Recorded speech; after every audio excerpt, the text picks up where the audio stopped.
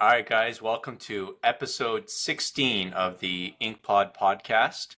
Today's a very special episode. We have Ricky and Pierre. Ricky's the CEO of PressTime, and Pierre is the CFO slash operations manager slash R&D mastermind, etc., etc. We're really excited. You guys are actually our first shop that we are interviewing on the podcast. So thanks for joining us, boys. Yeah, Excited. Thanks for having us. Yeah, no problem. For those of you that don't know PressTime, you guys it's Welland, right? Yeah. So they're based out of Welland, and you guys have kind of made your mark in the Canadian market, offering your quote unquote Eversoft prints, which has kind of been your secret sauce to differentiating yourselves from every other shop in town. Secrets out, sorry boys, it's discharge with plastisol on the top. Why did you guys decide to kind of make that your thing, and what did the journey look like? We have lots of clients that they like the idea, but they're scared of doing discharge. They're not sure if it's going to be too complicated for them or if they have the right equipment. What does that kind of journey look like for you guys? I mean, like, as far as getting to the point of doing it, it was a really, truly, honestly long road to get there. And I think that most of it came from us wanting to dip our toes into the water-based world, finding out what discharge can do, finding out all the things it can't do. And then we ended up really falling onto the Eversoft being almost like our flagship print, because we, at one point, were trying to kick out the idea of Pantones. Just because we are realizing that most clients, when they send in their artwork that's red, okay, maybe it's Pantone, 385, but our red is, the one right beside it. Yeah. They're completely happy with that. And then we also found that it was a way to make discharge printing extremely consistent, because you guys know every single garment means that you might get a different Pantone. You might even get a different color with discharge from small to medium to large.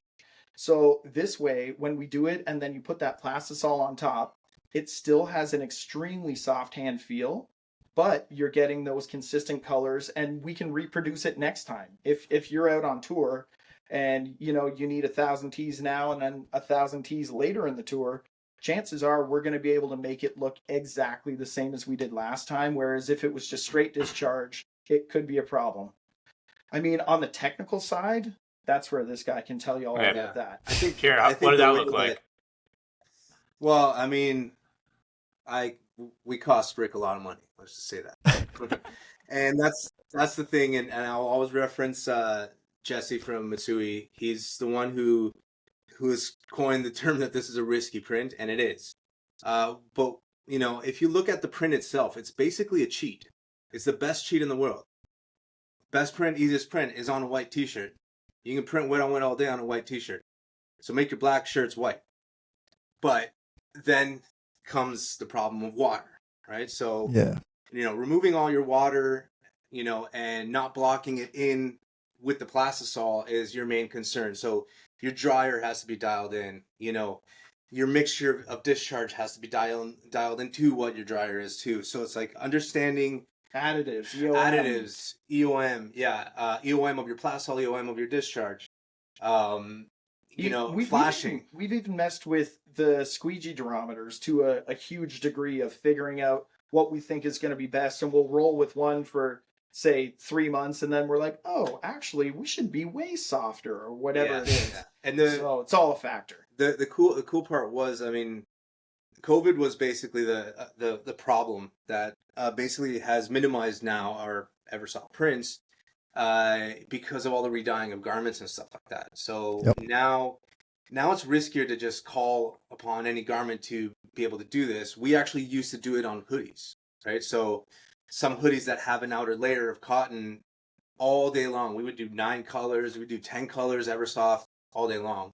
Now it's just not possible because we can't trust the garments, basically. No, for sure. Yeah. Now, I mean, you guys started with some different ink sets. I don't know what you were using previously for your discharge. I mean, consistency was a big thing that you guys were struggling with. So I think having the right ink helps. You ended up settling on Matsui for the discharge. Monarch for the top colors. And you guys mentioned that, you guys had noticed with your clients that like they don't care what red is. I mean, that's not going to work for everyone. You guys, your niche has, I mean, originally was, I don't know if it still is bands. You're not printing corporate where they need to hit certain Pantones for their branding. So you guys actually pushed to a full stock color program with the Monarchs as well, where you have your, I don't know, 40 colors or whatever in stock at all times. And then you just, push the colors to that, which I actually push a lot of people to, because yeah, there's some customers they want to hit certain Pantones. But like you said, if it's close enough, you're not constantly mixing. You go to some shops, they have like 600 Tim Hortons cups filled with plastic ink and dust. You guys are really able to, be a little leaner in that sense and not have a lot of waste and not waste time constantly mixing. So, were you guys always doing the stock color program, or is that something that you guys recently implemented? I don't recall. It wasn't always that way. We used to do kind of what every other shop does and have a huge ink wall full of a zillion Pantones. Yeah. And I feel like it was almost a point of pride, because whenever you look in our shop, say 5 years ago, or any other shop, they're very proud to have every single Pantone all lined up, color coded and everything. But the way that we started to see it was, this is all just wasted money sitting on that shelf. Guaranteed, if we would have pitched, yellow 1, 2, 3, they probably would have been cool with it. They probably wouldn't even notice the difference. The only reason why we're getting more back into Pantones now than we ever have is because we've always been in the band merch game. It's just now we're doing a lot more tours that are dipping from the US into Canada and vice versa. And because of that, there's what the US printers did, and we've got to make their merch look the same. So, or vice versa. So that's why we are now using a lot more Pantones than we used to. However, if it's just a client that's our client, chances are we're going to ask them about the ink library, ask them if this color is going to be all right. Hopefully it is. And then no Pantones are getting made. We're using our stock. So we still do it, but we're also very Pantone-y these days. Yeah. I don't know if you guys know this. This was something pretty, sorry to cut you off, Pierre. This is something pretty cool that we learned. I think we talked about it once, but like Monarch sells a product, you could take all your Pantones that are just sitting around doing nothing, and you just mix in black pigment. You turn it black and you just use it as a black and just get rid of it all. I mean, yeah. That's sick. But hey, that's smart. That's what we were talking about earlier. Like what Gildan did. Well, I don't know if it's, I don't want to like single them out, but what some of the t-shirt manufacturers were doing, they're like, hey, we can just dye these purple tees black. Oh yeah. But then when it finally gets to us, we're like, damn, that's a problem. Yeah. But in the ink way, that's huge, because black ink is black ink. You'll go through it. Yeah. I mean, 100%. To my understanding, all the charcoal Gildan like 5000s, those are all re-dyed from what I was told. I don't know if that's actually the truth, but I know that's why. Yeah, that's why from the DTG world, we actually had to discontinue charcoal completely back in the day, because you get all the smalls and mediums that would print fine, and large they would turn like sometimes blue or pink, like it was a disaster. Oh yeah. Mid-run, that's happened like multiple times where it's like, okay, take that 7 color off. Now let's go plastisol. Talk to the customer, or if we know that the customer doesn't care, like based on what our CSRs tell us, then just now we have to reset up the job. So that's when we stopped like doing Eversoft like a lot. Before it was just almost every job was like, just go. Now we've minimized it because of the re-dye. Yeah. But on that point, do you have some garments that are like your staples that just discharge really well, like your go-to, never have any problems kind of thing? Yeah. I mean, we have a lot of them. A lot of them are like American Apparel. I think we've discharged. We've done like comfort colors too, for instance. But we've had like say different batches. Depends on the batch. So it's like I don't think that we have like a favorite other than like the 5000. Which let's just say that if the job doesn't go well, it's easy to replace, because we also hold stock here, right? We hold stock because we're rush order friendly, let's just say, because a lot of these bands don't necessarily, come to us early enough. So we got to make sure we're turning over fast. So like a 5000 is our favorite, not necessarily like our favorite for printing or our favorite. It just works. That's Yeah. the main thing. I'm sure Touching it's on the the- most popular in every shop, right? Yeah. I mean, it's probably the most sold shirt out there that everybody doesn't really like to wear, but loves to print because it prints nicely on discharge, prints nicely with plastisol, DTG as well. Wearing one right now. Yeah. I mean, a lot of people like it for that. touching on the 5,000, I don't know if this is true, but I heard that like the actual material, they kind of shifted a little bit closer to like the soft style not too long ago, so they improved the hand feel. Because I remember it used to be like pretty rough back in the day. Oh, it's coming. Okay. It's coming. Yeah. So they started with the black, the navy, the heather gray, the white, and if I'm not mistaken, the dark heather. Oh, cool. So they started with those 5. They're doing it in the 18,000, 18,500, the 5,000, the 2,000. So it's going to be a lot softer, kind of like the hammer tee, but just a bit lighter weight. So that's going to be massive. I think a lot of people are going to be surprised by that, and they're going to actually enjoy it. And then they're going to switch the whole line. Pardon me? Is that like full cotton or is it like a blend? It's still carded cotton, open cotton. It's been spun more. So I think instead of being 18 singles, it's going to be like 24 singles. Don't count my word for it. But like I saw it in Vegas at the show, and the girl was saying, yeah, it's coming in Canada soon. So they're just going to like pass what they have now. And the next batch that's coming in is going to be a lot softer. So I was like, oh, that's awesome. And then she was like, yeah, we're starting with those colors. And then we're going to go and do the whole line afterwards. Yeah. So I mean, when I ran my fulfillment business, are those going to be considered like premium? Yeah.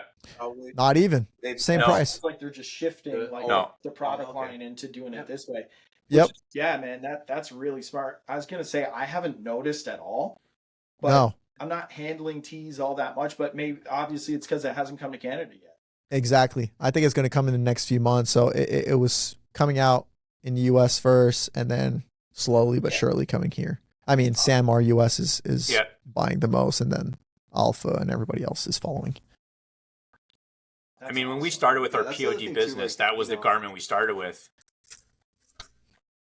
We started with the Gildan 5000, and then eventually we introduced the and then eventually introduced the Bella 3001, and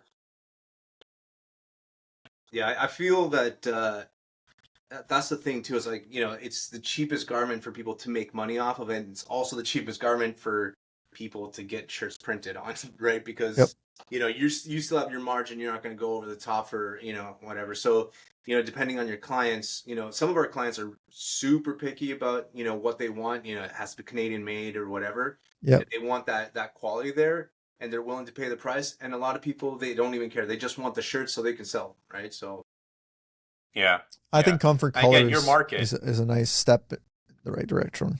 Big time. Yeah. Absolutely. Yeah. Oh, I would say that comfort colors has become the next most popular tee in there. 100%. Really? For all the bands, it's just so popular for them, and it's the fit is nice. Like an expensive tee. Yep. But for those who are down to pay for it, and those who have fans that are willing to pay, they're all about it. Oh, 100%. Yeah. How do you guys define and like? Go ahead. I don't know why we're just delayed today. It's like the sound is not. No, there's a lag. There's a lag. But go ahead, Zach. There's definitely a lag. We'll get this. Yeah, I think it's the camera, Sean. Yeah. Oh. Your camera's a little better than Zach's. Yeah, the $12,000 camera. So again, the Gildan 5000, you're talking, Sean's saying it's not his ideal shirt, but I mean, again, your niche is band guys, right? And, it works. That's like, they don't want the fitted Bella 3001 type thing. Touching on bands, like, is that still your big niche? Why did you choose that niche? How have you catered to that market? Is that still your bread and butter? Yeah. Oh, dude, absolutely. And we're leaning into it even more so because just all the way back at the beginning of the company, when we started in 2009, I was in bands then. I've been in bands since 99 or something stupid like that. So I knew so many people in that industry, and the first company that ever got started was a button making company. I think that started in 2004, maybe something like that. And then by the time 2009 came around, originally I wanted to make gig posters because I'm like obsessed with cool screen printed limited edition gig posters. But I awesome. bought all this t-shirt stuff not knowing that, because I didn't know a thing about screen printing. Then, of course, realize, oh, there's this t-shirt stuff, and that all the people I know, none of them are in sports or government or anything else. They're all in bands. So it kind of just snowballed from there. And it's the usual thing of them referring us to their friends and so on and so on. So yeah, it's still our niche. It's still our bread and butter. I think the thing that we're looking at differently over the last 2 years or so is moving it more so into tour merch opposed to just band merch. So we're trying to print for that whole tour, or if an artist is coming to Canada for 4 dates, we want to print for all 4 of those dates.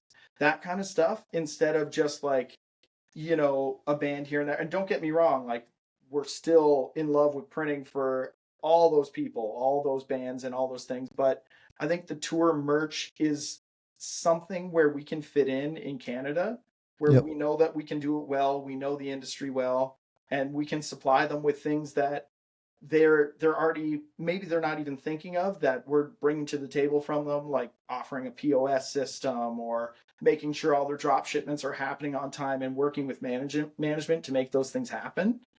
So I think that was a really long way of saying, yeah, we're still in the band game. Yeah. So, do you guys do like like let's say someone's doing a 4-day event. Is it kind of like hot market printing? Like they tell you at the end of the night at like 3:30 a.m., like hammered off their minds, like, yo, sold all the larges, need larges tomorrow. Like, do you guys offer that service where you're like replenishing throughout the night or throughout the event? Not so much of that. The way that we sell is we're trying to imagine what the run of shows is going to do. And we Yeah. may print conservatively to make sure that, we don't overshoot by a whole bunch. And that's where Pierre's usually like, dude, what happened? Because I'm making deals, or our other CSR is making deals, and then they actually did blow through all that conservative order, and then Pierre's got like 1 day to print and ship or whatever it is. But yeah, we are doing that. It's just we're not printing at night in that hot market style. Yeah. I mean, Yeah. we do 4 days a week. So like, coming in at 7 in the morning allows us to either, start printing early or be super prepared for like whenever the first shipment comes. Yep. So like then it's go time. Like our turnaround is, we'd like to think it's not as fast as it could be, because then how are you ever going to get better? Yep. But it is pretty fast. Like, I mean, today I think we did like 35 setups, right? So it's like, Wow. it's like 35 setups, and you also got 250 like almost per setup, or like 100. So it's like it's go time. You know what I mean? So it's like the only way to do that is to have that preparedness and have the scheduling proper. Like, we build our schedule as best as possible based on capacity, on our ability, based on the hours that it takes, but also we have the big dog in the back making sure that everything is running exactly the way it's supposed to be running. If there's something that's off, if the shirts that are supposed to be somewhere and they're not there, It's bumped. happens, right? So Yeah. like we push a lot, right?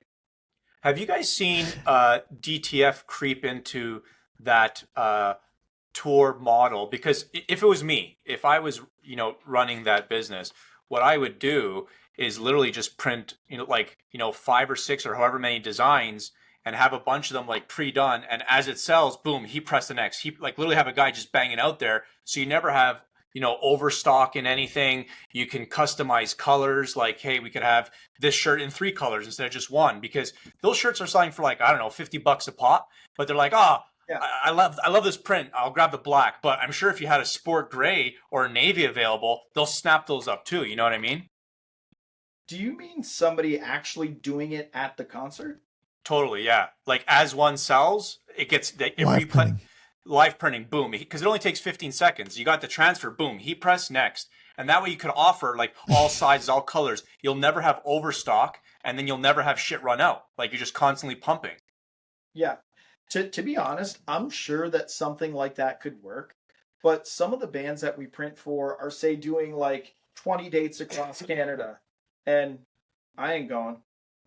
No, exactly. And it's harder to staff up and figure out how we can actually get the equipment from show to show. Yeah. Like those kind of things, like I think would work well on like a festival where it's like, hey, there's one gig here. Great. let's do the festival and pump out the stuff. But on a tour basis, I think it would be like maybe a logistical nightmare. And I don't know how much it would end up costing us for all of our travel, accommodations, all those kind of things. And dude, I gotta say, if I could pick out one thing in the whole screen printing industry that I'm just like, I don't want to do that, is live printing. Because we used to do it. We used to show up at different places, print the stuff, talk to the people, do all those things. And don't get me wrong, I love meeting people that could be potential clients, love just meeting whoever's at the event, really. But at the end of the day, I'm like, I don't want to do that on Saturday. Yeah. Yeah. And if you look at your leads at the end, they ain't great. If you're going to like take it from business and technical aspect, you're just there all day in the heat doing stuff and you're not getting anything out of it. And I think there's a much better, go ahead, Sean. I think getting the activation from your client saying, hey, would you kind of like to come and do live printing for us? It creates an attraction. I think it's fun for people to do that. Yeah. But when you're there, like Zach, we've done it quite a few times for like where we sponsor events and we're like, okay, we're going to go do live printing with DTF. But your turnaround to print shirts is quite long in the sense like it's 15 seconds to stamp, but you have to pick the shirt that somebody sold it for the right size, and then you're picking the artwork, and then you're placing it on, you're peeling it, then you're taking the shirt off, but you have to make sure it's the right size. Then you find the person that process that order. So your order actually takes time. You're only able to print like 50 to 60 shirts an hour. And that's if you're 3 people, right? One person selling, somebody else is picking the shirt for you, and then you're stamping, right? So 3 people there all day to sell shirts. If you have 3 people just selling, you can sell 300 shirts in an hour easily compared to like 60.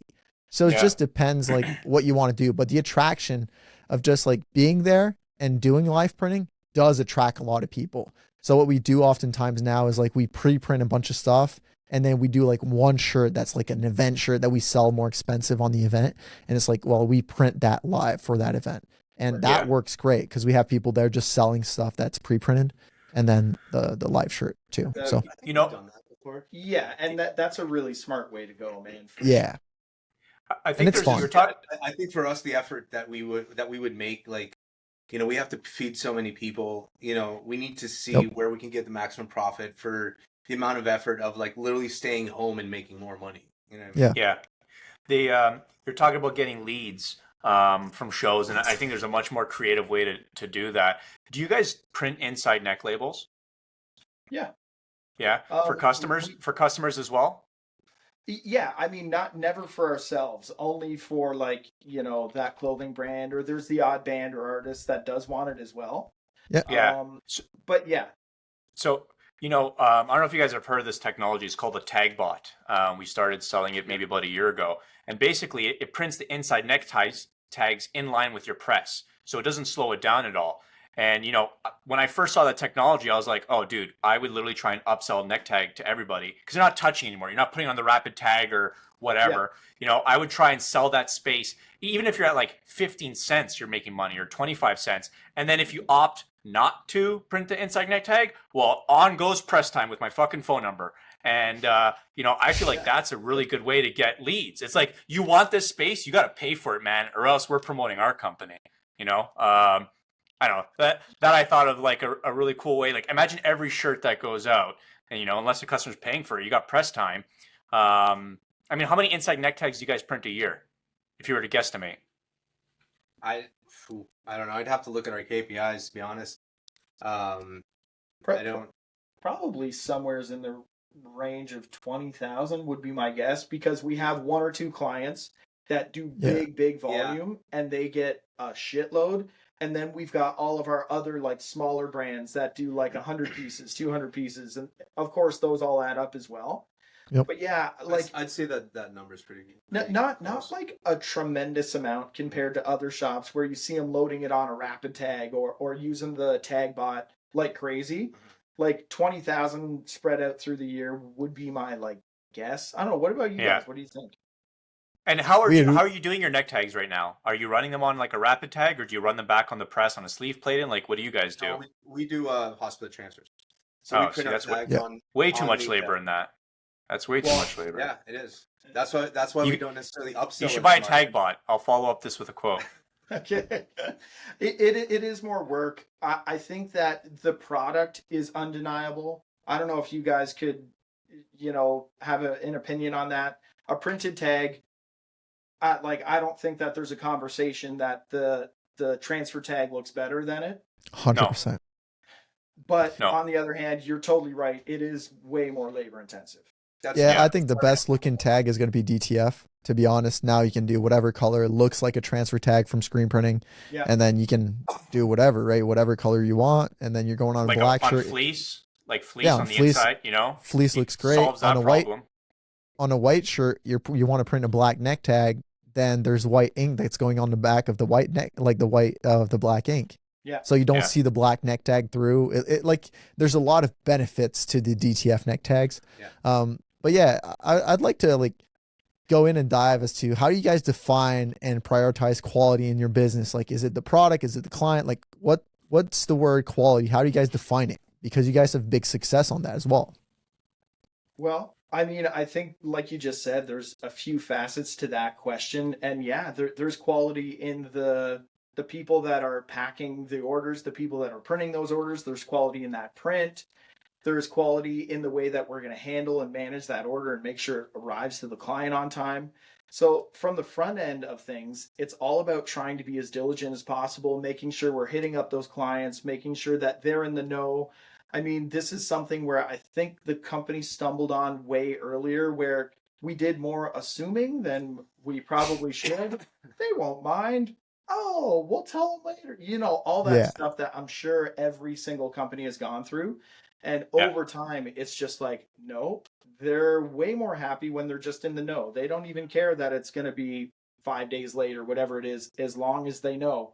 So those are those little quality areas that we've really tried to kick it up. We've also been really involved in our, what's that thing called? The CRM. Yes. So that thing has helped me so much personally, in the office, me and our other CSR, Shannon, use this thing to really make sure that we're following up in the way that we should be, when we should be. All those times that we say, well, any random task is always right in there so that we never drop the ball on getting back to that client about those things. And I think it kind of makes them feel special when you say you're going to do something and then you do it. Yep. Yeah. On the quality side, I feel like, Pierre, you should jump in on this, because I was even talking to him this morning about this. We were doing a poster print, and he was talking about wet on wet printing. He's saying all this stuff, and I'm like, dude, I think if you dropped a wet on wet print right now on my desk and said go do this, I might be in a little bit of trouble. Yeah. But I don't know. What do you think on quality production wise? Well, I mean, we've always strived to be one of the best printers or whatever, and that comes from me personally. I've always been trying to do the impossible, trying to do the best print I could, one that I can give to another shop and then they can wonder how it happened. You know what I mean? Yeah. So right away that would offer quality, but the way that we perceive quality is that we don't do things, we have our rules and what can leave the shop, what can't leave the shop and whatnot, but we don't necessarily define quality as such. It's quality is a given for us. We don't necessarily look at it as oh, come to us because we sell quality. No, it's you don't come to us for that necessarily, right? It just is. To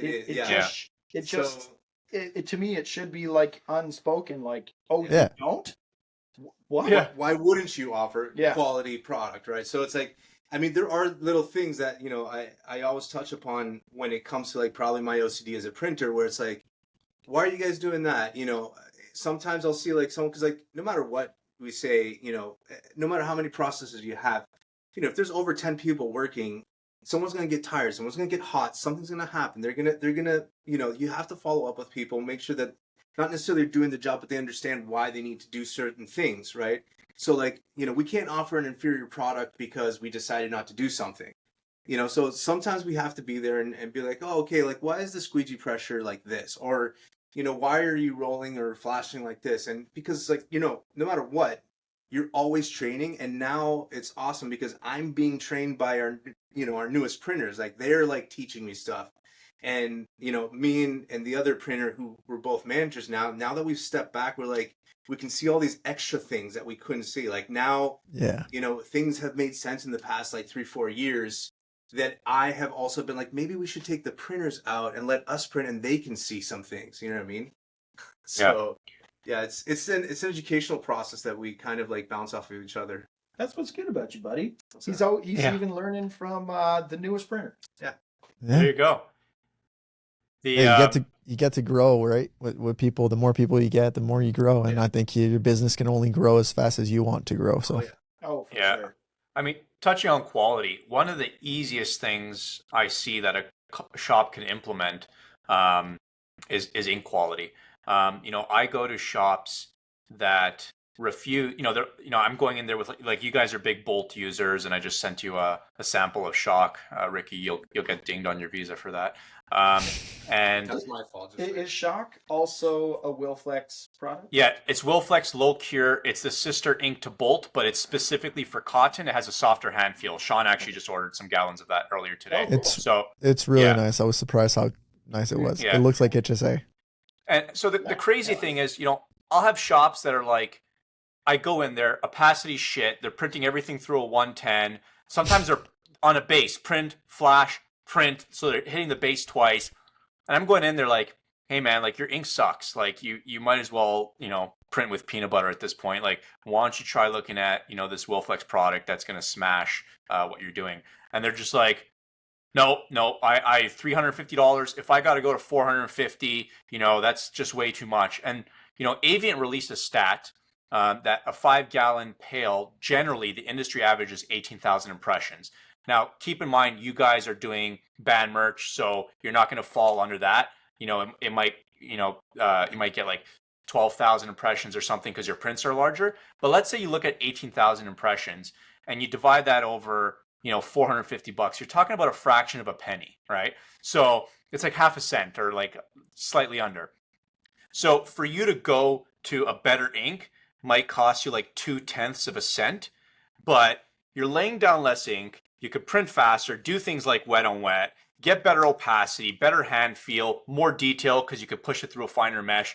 Like the whole screen print industry, when it comes to quality ink, blows my mind that people are not willing to spend the extra $100 a gallon to fix so many of their problems on press. It just doesn't make sense to me. I mean, it doesn't necessarily mean that their problems on press is just ink, but I mean, just like you want good screens, just like you want, high tension screens, you want good machines if you're running autos, you want things to be tight and hold registration and whatnot. It's like, obviously you want a good ink. You know what I mean? It's like you want your Monday to be a good day. Yeah. You can have a bad ink and print it well, but what do you need to do to print it well? Totally. Obviously, like if you're a good printer, you'll figure it out. But usually there's all these like little makeshift things that you got to do. Like for us, we've always been, and like I'm lucky enough to have this guy who doesn't care necessarily about printing or spending money as long as we get a good product and the clients are happy. Obviously, it's always in the pursuit of progress and making sure our clients are happy, that things are easier for the staff, all those things. But Zach, I back what you say 150%. We're talking about less than a cent per print to make everything better, and that's too much for you. I think that's like absolutely ludicrous, man. Like that's why we use Bolt for everything. Even if we're using or doing a contract job, we're still using Bolt, even though you tell me, but it's probably the highest price, just regular cotton white out there. But after we did a big test maybe 2 years ago, again, Zach, you probably know, when we went through all the inks, it was unanimous. This one. What's this one? What's this one? All the entire crew was like, it's got to be this one, and it was Bolt. So we're like, I think it speaks for itself. Oh, 100%. I put myself on the line there. I said, I guarantee you this is going to be the best white ink that you've ever printed with. So, but Ricky, sorry, Pierre, you guys are really dialed in on your processes, your meshes, your squeegee angle, and you're saying like, yeah, you could kind of print decent with, with any ink.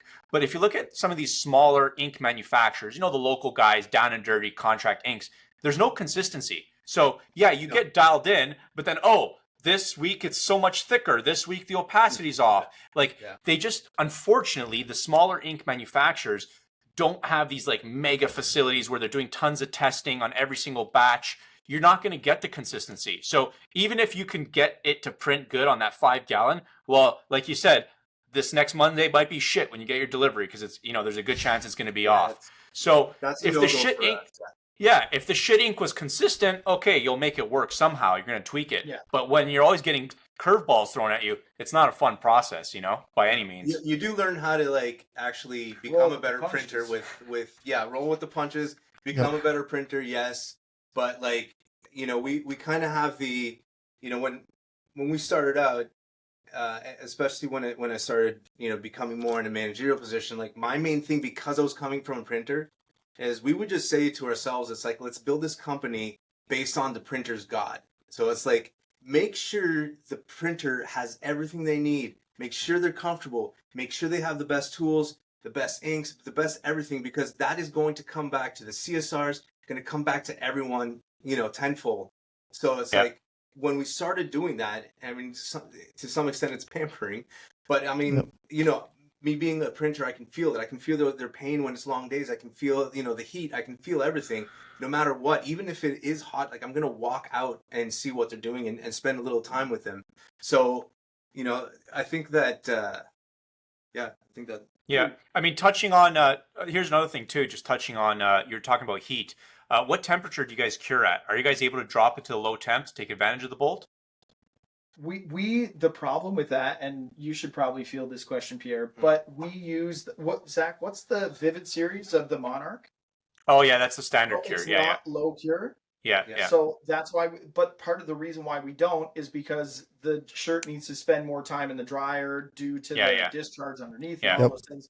And it's also a lot better for wet on wet printing. Again, Pierre, maybe you should address that, but it doesn't get it's not as tacky. It's not as tacky. Yeah. Monarch to the, I mean, I'm not necessarily calling out brands here, and I just feel that like, I don't know if it's necessarily Monarch, but maybe our knowledge, on heat regulation has become way better. But yeah, the tackiness is just like way less. And so that's the same for all low cure inks. So like the Wilflex Real series that we sell, same thing, it's tackier. So, I push a lot of shops, like, especially if you're like a sports printer, no brainer. I mean, again, even touching on that, the ability for you to drop from standard cure to low cure, let's say you're curing before at, some guys are 340, 330, 320, dropping it down to 270. I forget what the number is, but it's like every like 8 feet of dryer, okay, if you could drop 30 degrees on average, this is US numbers, it saves you $10,000 a year annually. And then like 250 US per flash. So just by paying the extra 20% in ink, you're going to cut down your costs, which are going to cover that. And now your environment is not as hot. There was another stat. It's like by dropping it down 30 or 60 degrees, you get like 15% more output in the average shop because most shops are not temperature and humidity controlled, right? So again, these are things that I pitch. The young guys, like, both you guys are like young, new age shops, want to improve your craft. You guys are all over that. But again, when you go to the guy who always says like, Zach, I've been printing for longer than you've been born. Like, don't fucking try and teach me anything. Like they're just like, no, I'm not paying an extra 20% for low cure, but it just makes sense. Like, and I have to force them. I have to be like, just here, buy this. If you don't like it, full refund, and it works. How can they argue with math? Yeah, that's well, screen printers that we do it, but like, yeah, I mean, if you say that to us, we'll be like, yeah, let's take that into consideration. Like, we don't know everything, and if we don't keep an open mind, I don't know Sean personally, but if Sean tells me something, I'm gonna be like, Sean said that, let's try it out. It's like, and our industry is very much like that. You know what I mean? Well, It's Sean's like, saying buy DTF machines. He's been saying that for a while. So so have I you, think, yeah. Sean, I don't remember you saying that. yeah. Every time They're I'm like, good oh machines. shit, drop my. Every time I'm like, how's business? Yep, we're doing DTF. Not yet. We'll see. But so let's continue the conversation on quality. You guys recently decided to go from inkjet, technology and manually coding your screens to going LTS with a coder. Sean implemented that in his shop. You guys got that rolling what like end of last year or something? I think it was August last year. Yeah, because I sold. I think It was August last year it's because right I around sold. there. Yeah, About a year. I sold your machine and I promised it to a customer, and then I had to delay it by 3 months because you guys were still doing your R&D. So, I remember it was August. Yeah. So let's talk about that. Yeah, it was 3 months. I call Pierre. I call Ricky. When can I get the machine? The customer's waiting. He's like, and the customer started a lease too, so he was paying every single month for 3 months. So I had to deal with that. And every time I talk to Pierre, he's like, yeah, we're still done. But you're a smooth But let's talk talker, about you that. know. Why did you guys bring it in? What were some of the struggles to get that dialed in? How has that improved your process, your workflow, your quality? A lot of people are excited about getting into LTS. They're afraid of the cost of the lasers. How has that benefited your shop, if it has at all? Big time. Yeah, I mean the cost is no doubt there. That's like a big pill to swallow and a big mountain to climb. But everything else other than that is greatly improved. Everything from image quality to even the cure. Like you asked how long it took us to get things dialed in, and Pierre, I don't know, maybe you'll like give me a look or something, but I think it got dialed in like 2 days because So what took man, 3 months? well, there's a lot of They didn't have time to package the shipping. coming, getting set up, these kind of things. Yeah, it's the setup. I mean, the thing with laser units is they are fast, they are clean, they are zero maintenance. Yeah. Like either they work or they don't, and Nope. that's what I love about them. Like inkjet is just it works, but like if I had to choose between what we have now and and what else I mean I'd probably go with wax just because of the coverage. But maskless all the way now. Like I would not turn back. Like 90 seconds for a screen. When it ready. used to take 6 minutes to More like, detail, I'm get the assuming. screen in there, print it, expose Yeah. it. That was a 6 minute routine. So now like I'll just to go through through processes and when we're trying to implement certain things and maybe improve on certain things in the screen room, I'll put myself in that position and I'm like flying through screens. I'm flying through screens while washing screens, and in 3 hours, I'm like, wait a second, I got like 2 racks washed while I have 2 racks burnt. It's crazy. Yeah, there's one Yeah. person in our screen room now that does all the washing, coating, burning, taping, all that stuff. And yes, That's today awesome. was a busy day. What did we do? 38 setups, you said? Yeah, 30, 35, something like that. Today was a very busy day. We don't always do that many setups, but it's still a huge amount of work that one person can get done. And I think all that is leading back to that quality idea of making sure that everything that we're doing is automated to make sure that their job is as easy as it can be so that they can do a high quality job. Everything's going good. Yeah, I think also touching on the consistency of a coder. I don't care how long you've been coding screens. You code 50 screens manually by hand. The first 10 are going to be different than the last 10 because your arm's getting tired or whatever. Not me. Uh, I'm the best in the house. Oh, yeah. That's it. It's true. It's true. I'll code against anybody.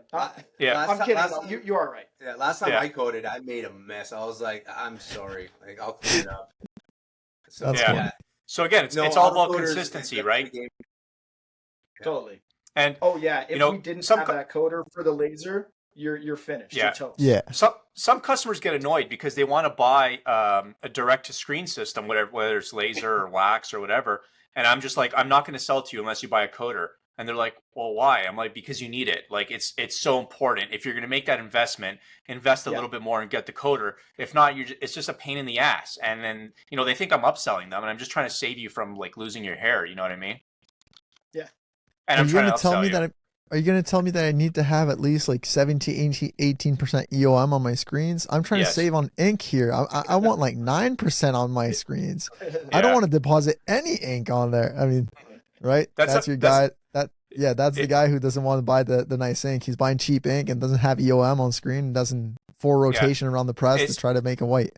It's also the same guy that coats one-on-one with the sharp side, and then he has his image, Yeah. and the entire rest he's using packing tape, which then takes Oh, 9 minutes to pick off by hand and leaves adhesive everywhere. Yeah, it's that exact same guy, and he's like, "No, PMI tape, forget it. This is way cheaper." Are these So, always old dogs? Is there any like young shops that is, or it's just old dogs? no, because young shops, I mean, you have to look at it. You go back 20, 25, 30 years. Like people had to figure out the shit on their own. You know what I mean? Like yeah. dealers didn't go in there, install them. First of all, a lot of the equipment manufacturers didn't sell consumables. Sorry, the equipment distributors didn't sell consumables. That's the first problem. And they wouldn't, they'd have to basically buy a press and then learn from their buddy who kind of does it, and it's all messed up. So I think there's been a real change in the market. I mean, that's why we've grown so much, is because we install the machines. I set you up with all the consumables. I send a guy there to teach you how to screen print. Like M&R doesn't do that, or any of the manufacturers that I know. No. They basically install the press. They show you how to use a touch panel. You're on your own. Good luck, buddy. There's a lot to screen printing. So the newer shops, I think they have the advantage of having a dealer, hopefully, that's going to support them and walk them through the whole journey. I can't teach you how to screen print in a week. It's not going to happen. But I'll give you the foundation that at least you can grow on. And then whenever you have questions, you talk to one of my screen print specialists. Sure. I think that's kind of like the industry too. It's like for years now, like at least 10, 20 years, it's almost like there's all these secrets. Yeah. No one knows the secrets, and it's like, what are the secrets to printing on an automatic machine? You know what I mean? It's like it's the same secrets of printing on a manual. It's just faster, and it has to be more consistent.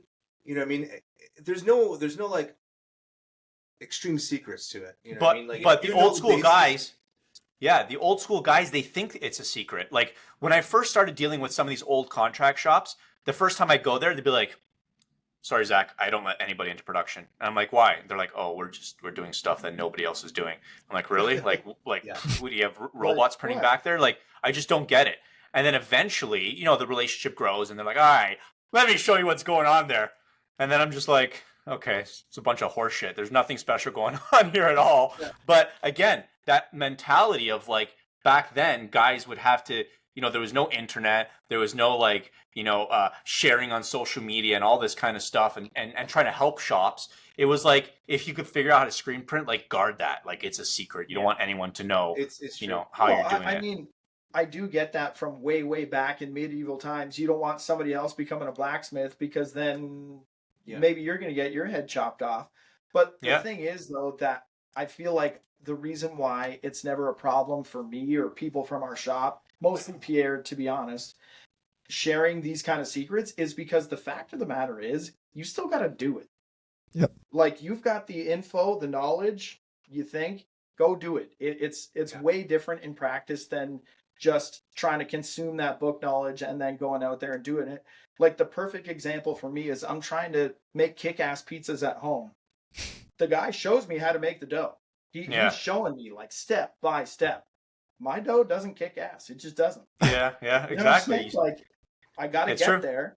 But, even though I have that knowledge, so like those pizza shops that are sharing that info with me, they're like, go for it. Yeah, I think I don't mean that in a snarky way. I just mean the knowledge is the knowledge, but you still got to do it. You still have to put in the time, right? Yeah, it's true. It's like Lee Stewart says, put in the work. It's true. It's like put in the fucking work. I'm trying to be a little, here. He's just fucking. There's no kids. You can't quote him without the okay. I apologize. So put in the fucking work. I mean, if you document, like, let's take a prime example of like heat regulation. You can't say precise things. I can't go to Sean and say like, you know what? At 125, you start and you set your flash at this, and then you print this fast. No way. What I can tell them though is, watch your heat.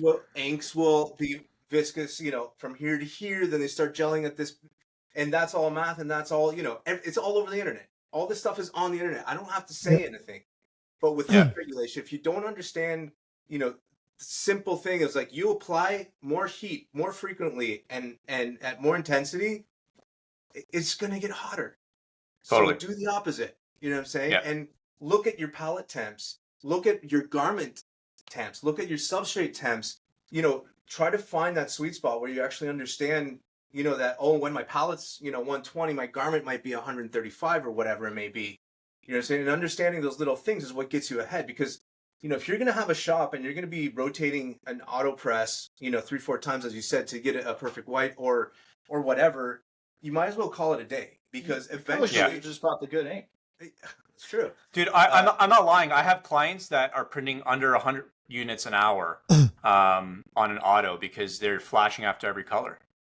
Like literally, like 3 color. It's like print white, flash, print the red, flash, print the blue, flash, print the yellow. Hey, through the dryer, and then I go. For small presses, though, I get that. Like small presses have their limitations, but I mean, yet again, like the other day we did on a Diamondback 8 color, we did a 4 color sleeve when on wet. 2 white, 2 colors. So it's like it's possible. You just have to follow the rules, just like with everything else. Again, and you gotta put in the fucking work. Yeah.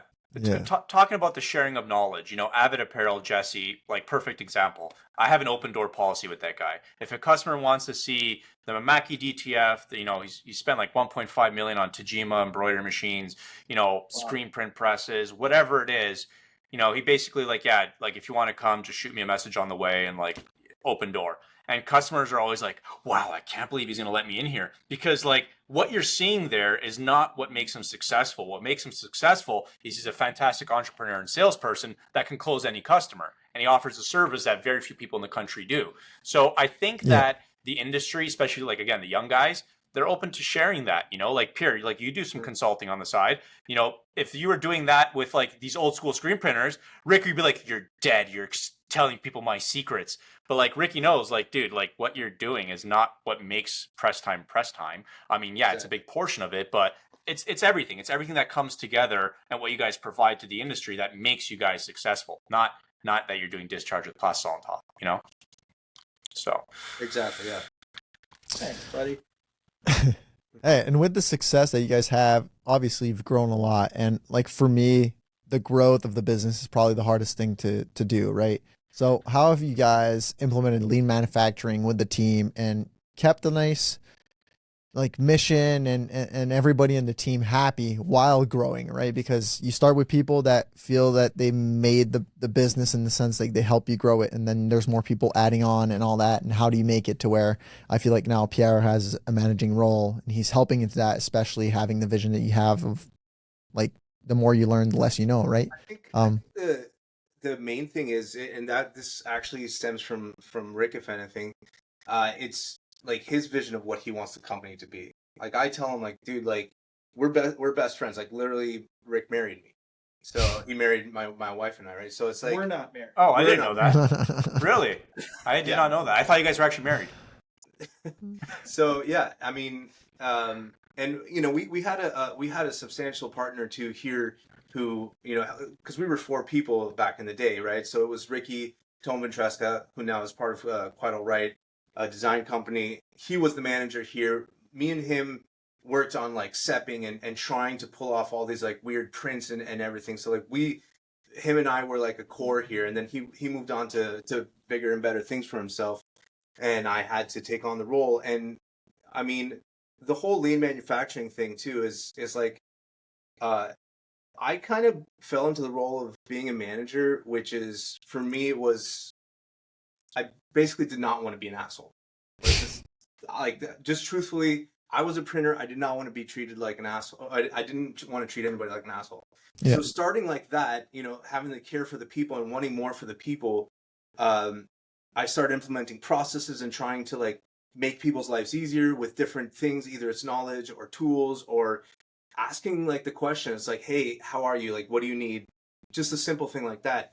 And then as I fell into like, understanding lean manufacturing, doing, courses, reading, doing stuff, I started understanding that I'm actually using a lot of process building that's based on that. So like, we're not one of those shops that like, okay, I have like labels for everything and using Kaizen foam and stuff like that. We're not a lean shop at all.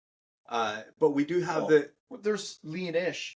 Yes, Leanish leanings. Yeah. So we've like implemented certain things, and I think that a lot of people in our industry have like picked and choose, different parts of lean manufacturing that helps them out. For us, it's the process building. So onboarding new people is easier. Even when the onboarding happens, now this person can now improve on that job. So like I might start a process, but I hand it over to someone.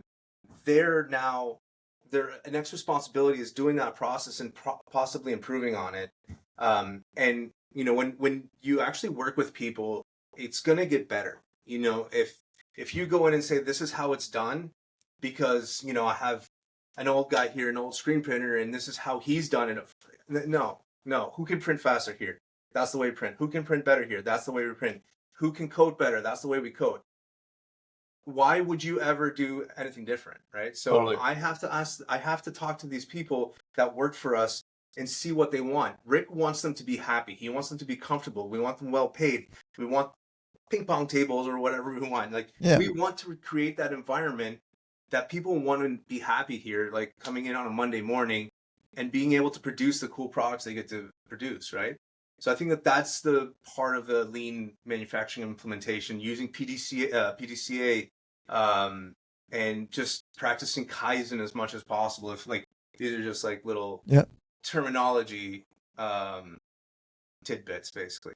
But yeah, that's. I mean, like, yeah, from my perspective, usually I'm kind of thinking about it almost like how a band manager does, where like a lot of people look at the band manager and think that they're the boss. That's not true. The manager works for the band. And that's kind of how I feel with all of the people here, is like I'm trying to make their life more comfortable. I'm happy to have you on the team. I want to keep you. I want you to be happy because I want you to stay, and I want you to do better for the company, and I want the company to do better so that you get paid more and all of these things. So that's usually how I look at it, is like it's our honor to have you here. And if you're on the team, like, I mean, really on the team, we try and show you as much as we possibly can. You're part of the family, Yeah. And I think that's something that from all the shops that I've been to, that's something that Sean's really practiced. Like, he's got a program where, like, if his employees come, I don't know how many days a week, to come work out in the morning with the team, like, he pays them, I don't know how much. It's a bonus. And yeah, they get a bonus for coming to work out in the gym, or they have another one where they looked at the amount of defects that they have. And I think it was like, I forget what you said, like 5,000 a month or something, Sean. And they basically said, like, if you hit this threshold, that money, and we're not having the defects, that money that I was scrapping, I now split between everyone. I think it's incentives like that make your employees want to show up, make them care. Everyone's trying to get that bonus, right? Like, hey, it adds up. But at the end of the day, like, it's just making you guys more efficient. You're not having to do reprints and all this other crap. So I think that, and that's, again, another big change. You look at a lot of these old contract shops, they're paying their guys peanuts, massive turnover. They have a guy who's, doing washout. He started a month ago, and now he's the lead printer because, hey, no one else knows how to print right now. And I think, again, the younger generation, they're investing more in company culture and, really trying to provide a place where people want to come and work. And I think you have to. I mean, you look at like these places like Wendy's, they're paying their minimum wage, or what they pay is pretty high right now, right? So you got to compete with that, because at the end of the day, like, the average person, listen, at the end of the day, it's easier to flip hamburger buns than screen print, right? So if you're paying the same amount, it's a tough sell, right? You don't get the 50% off meal, once a day. So those things start to change. Oh, for sure. And it's something that I really like to talk about because it's really a part of my values and my core vision of my business and where I want to bring it, right? So I think this is something we should definitely jump into next episode, something like that, because I feel like you guys are doing a great job out there as well. And I mean, like, for us, it's not just we want to take care of the people that are here, but we want them to have confidence in us too. So when we set standards, and I think that's the hardest thing to do, is like, you set standards, but you have to respect your standards, right? So sometimes you onboard new people that just don't fit in the team, but you have to put your pants on and be like, you know what, this is a standard that we have to apply, and this is what we have to do. And you let go of those people because they don't fit the standard, and it's not respectful for the rest of the team that's making that effort, right, and is doing that extra job just to make a better living for everybody. And that's what I try to tell everybody here. I was like, hey guys, we're investing in new equipment, not because we need the equipment, is because we can be more efficient so you guys can make more. So if we don't need to hire more people because we can buy more machine, then it's just everybody's going to get paid more, right? So it's trying to implement this and sharing the knowledge and the numbers with them, so it's visual, they can understand it. So it's been a year of growth, of being more transparent with them and understanding that, and making it easy for them to understand, as well as respecting their own standards, right? I respect my standards for myself. When I say I'm going to work out, I do work out. And when I'm done, I'm proud. Well, the same thing for the business, right? I'm going to show up for you guys. I'm going to respect you guys. Well, I'm going to put my big boy pants when I need to as well. So it's trying to find the right balance, right? So that's going to be for another podcast. But anyways, I think it's great what you guys are doing, and definitely we should shed more light on this. Yeah, for sure. Yeah, we're really interested in like, incentive Programs. Rick talks about it constantly. Yeah, I was gonna say, Sean, I'd love to, shoot the breeze with you sometime after the pod, because like that's all things that we're always trying to implement. Being transparent. I mean, like, you're speaking my language so much. And hey, there's ways that I could be way more transparent than I am, but I'm always trying to find the ways to do it and trying to make it a manageable thing that can be consistent, because every shop has gone through this, where you try and do something new and it falls out and it just like mists away and falls to the wayside. Yep. I mean, I think really everything that we do, all of Pierre's process building, all those things, any of the reason why they're successful is all about that follow-up, making sure you do understand, right? Okay, we'll check in again and make sure again, going over these things all the time. So it's just like right here for everybody. No one's got a question. Yeah. We were going through some stuff a while back where we were trying to make Billy read Jimmy's SOP and Jimmy, you read Ronnie's SOP, and so on and so on.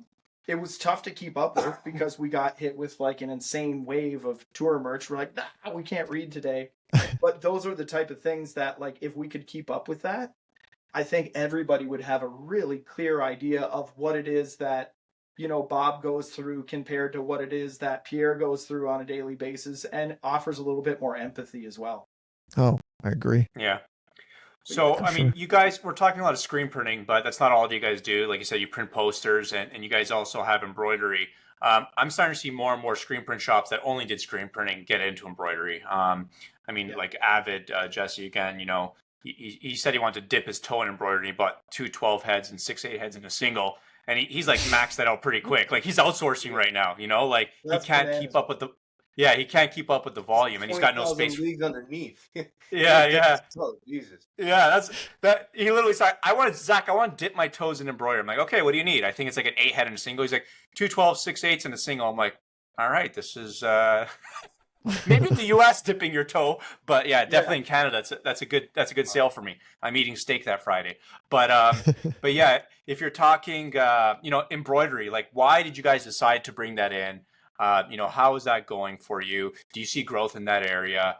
Sean also does embroidery as well. He's he's pampered. He's got the Tajima TMEZ with the auto thread tension, the digit control presser foot, which is why I told Ricky, like, hey, if you ever need to put another embroidery machine, let me pop in a Tajima here on trial. If you don't like it, I'll take it back, because like that technology is a game changer in the embroidery industry.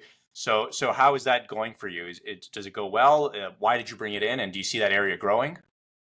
Yeah, I mean, the area is consistently growing year over year. We brought it in literally not because we had necessarily a passion for embroidery that I'm sure most shops would agree with. It was more about our clients are demanding it. They need it. They want this a part of their merch spread at the show. So it's either tell them we can't do it, outsource it, or do it ourselves. So telling them we can't do it wasn't an option that I thought was good. I don't know, especially early You're losing on. business. I don't necessarily think this as much now, but early on I thought turning away any kind of work was bad karma. So I was always trying to find ways to do it, and the lady down the street would do it, until we were finally like, okay, we've got to do this ourselves. We've got to learn to do it. So now we do it. It's not nearly as busy as screen printing, of course, but it's growing consistently year over year. Yeah. I mean, I think for some reason, there's a big fear with screen printers. From all the technologies I sell, from flatbed, UV, roll to roll, DTF, DTG, whatever, screen printing is by far the most challenging. And that's why I love it, because it's like you're always learning. Like, I'm never not learning. Yeah. And for some reason, screen printers are like, oh, embroidery, that's like so complicated. Like, there's so many Yeah. needles moving. And it's just like, dude, you just get a good digitizer, you get a monkey that can hoop consistently, you put it in and you press the button. Like, there's this fear in screen printers jumping into embroidery. And I think that's a lot of reason why shops don't. And I don't think they realize like how profitable it is. You do a 6,000 stitch hat, you're talking 3.5 cents in thread. Like, it's profitable, and easy to run. And the machines last 25 years. It's not like if you get a good machine. It's not like DTG where like you got to make your money in 3 or 4 years because then the technology is dated, right? So it's, was that a fear that you guys had? Like, you're like, oh, it's complicated, or I feel like you just jump in with things, Ricky, to begin with. But was that a fear at all that you guys had? Not on the complication side. It was more about making sure that we could staff it properly and have a team Yep. member there that's really gonna kill it and take pride in all those things, because we were coming into it right at square one, not knowing like very, very little about it. And since then, I've learned so much more. And now it's maybe my favorite job in the house. If it wasn't me, I might either run the screen room or run the embroidery department. Both of those I think are killer jobs. It's so clean. It's AC'd over there. Oh yeah. I don't Oh, know. yeah. You're just pounding stuff out. But yeah, there was never a No dye fear. migration. Exactly, yeah. But there was never a fear, I don't think, about that learning curve. That's never really something that has freaked me out about much. I kind of just like start, and I know I'm going to probably suck for a good while, but we'll get better. Yeah, you'll And figure it I out. don't know. That's just like where my mind's at. Even like with the laser stuff. Of course, it's a little bit daunting to look at it, but we'll get there. Like, Yeah. you got a big mouthful of food, you'll eventually chew it all up. Yeah, Yeah, you definitely. put the fucking work in. Yeah. Yeah, Sean, Yeah. they're finally using the same emulsion that you are. They were using what were we using before? It was Nice. the Sati PHU Red or something, and now Yes, they're sir. on the Textile PHU, yeah. Textile PHU, and now they're on the. Like we love the Textile PHU, but I mean, I've had this conversation multiple times. I'm like, we've never had like issues upon issues other than the change of time and not, at times our screen room not being dialed in. Yeah. Earlier on, and now that we have hydrometers and know what's going on, and we have a screen room person who actually looks at that and like knows at this time of day it's more, like Yep. that kind of knowledge has put us in a position of like being okay with emulsion, being able to deal with it. The only difference is like, because it's a laser, it only has a certain spectrum that I can The wavelength. Yep. we have to use specific products. And I mean, right now Saudi's been the best for like how many years? Like a lot. Well, you guys use it in your Yeah. reclaim machine also. You guys are running all the Sati chemical in your reclaim. Yes. Reclaim machine, I'd say like is one of the first things I would buy if I was if I owned a business. I'd be like, Really? just get one of those for now. Before yeah. a direct to screen and Unicode. For me, I always say direct to screen and Unicode is the first automation, and then I usually go to reclaim. For me, at least. I mean, maybe I spent too much time in the pit. Cleaning screens. Yeah. And I'm triggered, then- but But that's how you punish whoever's late to work. It's like, you're late and you're cleaning screens today, right? I mean, if you just automate that right away, like, where do you get the discipline? that's true. That's true. We just give them a beating in the back. Yeah, beating in the back with the eco-frame pry bar for the Yeah, frames. we just power wash them.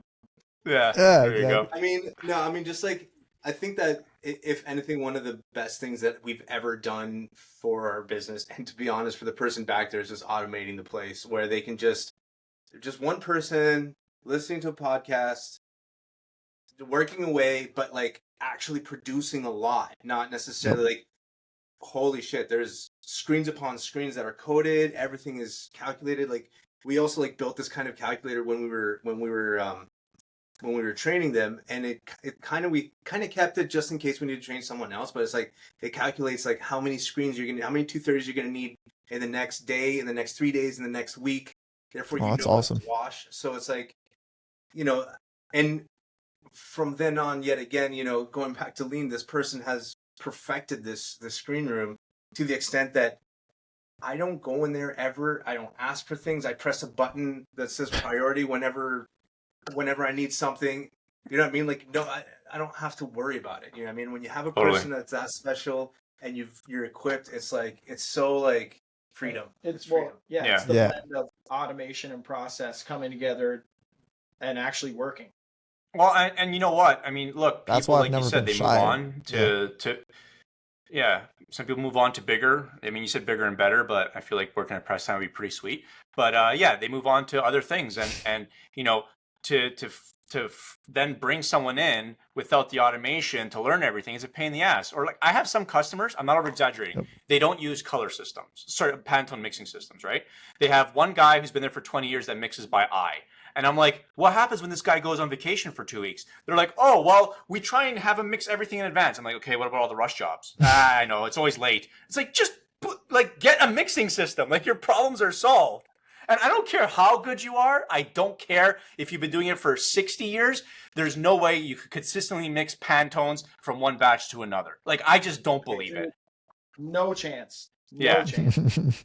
Like, if you're off by like 1 gram, you're off by like a gram on a color, it's off. Like, come on. Yeah. So Waste of time. Yeah. Even the way you mix it, right? Like if you don't put the inks, in the middle and you put them on the side. Yeah. It's like, come on, like just follow what they said. Just follow, because that's the thing too. It's like with suppliers, like I love suppliers because sometimes they go too deep into detail. I'm like, I don't need to know how this emulsion was made. I don't need to know the specifics. Just tell me what to do, how to use it. And then I'll also do the R&D, but how do I start off? And I'm sure 100% this is like in the brains of every owner, production manager. I agree. Tell me how to use it. And unfortunately, with Jesse from Matsui, there are no instructions. It's always, unless you call him on the phone. Like, I'm always like, Jesse, I have like 24 Matsui products. I sell them and I don't know what half of them do because like there's no instructions, But that's something that I'm working on with Jesse. Like, I'm trying to. Like the only one. He's the only one. So Jesse is the Matsui sales rep for the entire planet. So it's a little tough, but it's insane. But yeah. So kind of to very busy guy. Yeah. But he always finds time for us, so he's good. Kind of to wrap up, I mean, what's on the horizon for you guys? You guys got any new projects on the go? Any new what's new and exciting for the rest of 2024? What do you guys foresee happening at Press Time? Like for me personally, I think I touched on a little bit earlier. It's really, really continuing to dive into the business side of things, making sure our numbers are right, trying to find that ideal client, and even like niching down even further within, say, the tour merch that we do, finding out which clients we're going to be able to help the most. And in turn, that's probably going to help us the most. We've always got a few events planned. We're probably going to do a toy drive again this year. We always try and like help the kids whenever we can. But yeah, other than that, I feel like we're trying to just stay on a healthy upward trajectory, always trying to do better than we did yesterday. That's it. What do you think? Is there stuff coming? No, I think like, all the little things a lot of the things that Rick is saying too, is like I said that before, it's like when he says like, I want this to happen, I'm like, just give me the dream. And then we'll tone her down a bit, but just tell me exactly what you would love to see Give it in a front haircut. of you. Yeah, so and that's why like even when we build processes or he has an idea, I'm like, dude, I can automate probably 80% of what you just said. I just need to know the full idea. Yeah. So I think that like probably a little more tightening on some, some processes, at least for my sake. But right now, any growth for us means understanding our capacity and our thresholds even more. So right now we work with, very, very good, very good prediction models. So like being able to know what's going to happen in 3 weeks from now, for instance, is very, very helpful for us. You know what I mean? Like I look and see KPI wise, not only what we've done, but also how much we have to do. So knowing that beforehand allows us to strategize like crazy, and that also allows us to do like some of the large numbers, with just 2 presses that I mean, maybe you could do larger, but it's so many setups too, right? So we get better at doing setups. You know, we're kind of rebuilding our team now with basically four printers that are constantly trained. So everybody's interchangeable. More loaders, more people that are pulling off. More another person that support just washing, Regging, prepping, getting inks. Yeah. Washing a squeegee if you need it. Things like that. So like we like to call it like the NASCAR kind of setup where it's like, you got a 14 color press, you got to put a 9 color on. How fast can you do that? So it's like everybody's on board, everybody's like knows the setup, just get it on and off, right? So I think that like really creating that team where everyone's on board and like, we do it at times and we make it happen. Now it's about doing it daily and consistently too. Yeah. Yeah, it's easy to do it one day, but try to do it for a year or 2 years or 3 years, right? And always trying to be better. So and that's awesome. Filling capacity, I think, is going to be substantial. I think to anyone's growth, like just knowing what you can actually do with one machine, 2 machines, whatever you got. Yeah. Then you can talk about what are we buying next? What are we doing next? First thing is figuring out capacity. That's the real trick. Once you do that, cool. Let's fill it. And Ricky, just touching on capacity, Pierre said you guys are kind of bursting out the seams over there. You might be getting a quote for an M&R Cobra potentially. So I don't know who would supply that. I wonder. And who's going to pay for it? Yeah. So cool. Awesome. Well, hey, thank you very much, guys. This has been a lot of fun. It's a different perspective. We usually have suppliers on here. It was really cool to do a shop, and you guys are near and dear to my heart and RB Digital. So we appreciate your guys' support. You guys have been excellent partners. We're really happy with your growth. We want to see you continue to grow. And I mean, I think that there's definitely a InkPod Podcast X Press Time version edition 2 coming out at some point, because I think we all had a lot of fun here. Let's go, boys. Let's do it. Awesome. Thanks, guys. Talk soon. Chat soon. Great to chat with you guys. Definitely. See ya.